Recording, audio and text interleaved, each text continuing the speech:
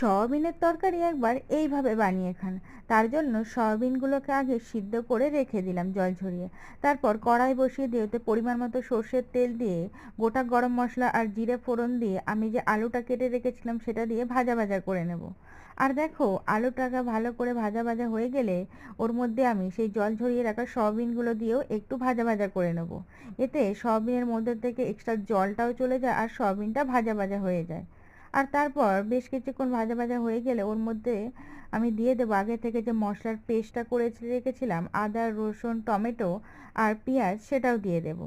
আর তারপর দিয়ে দিলাম পরিমাণ মতো নুন, হলুদ, আর দিয়ে দিলাম লঙ্কার গুঁড়ো, আর দিয়ে দিলাম কালারের জন্য কাশ্মীরি লঙ্কার গুঁড়ো।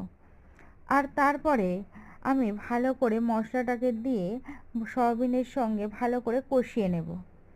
আর তারপর মশলাটা কষানো হয়ে গেলে ভালো করে ওর মধ্যে দিয়ে ধনের গুঁড়ো, জিরের গুঁড়ো, আর সেগুলো দিয়েও ভালো করে মশলার সঙ্গে নাড়াচাড়া করে নেব। আর দেখো, যত সয়াবিনের সঙ্গে মশলাটা কষানো হবে ততই কিন্তু সয়াবিনের তরকারিতে টেস্টটা আরও বাড়বে। আর দেখো, আবারও কিছুটা জল দিয়ে আমি ভালো করে সয়াবিনটাকে কষিয়ে নিলাম। আর দেখো, সয়াবিন থেকে সমস্ত জল শুকিয়ে সয়াবিনটা পুরো ভাজা ভাজা হয়ে গেছে একদম। আর এই অবস্থায় আমি দিয়ে দিলাম পরিমাণ মতো জল, যতটা ঝোল তোমরা রাখবে। আর তারপর ঝোল দিয়ে ভালো করে ফুটে উঠলে, সমস্ত কিছু সিদ্ধ হয়ে গেলে দিয়ে দিলাম পরিমাণ মতো ঘি আর গরম মশলা। তৈরি হয়ে গেল আমাদের সয়াবিনের তরকারি।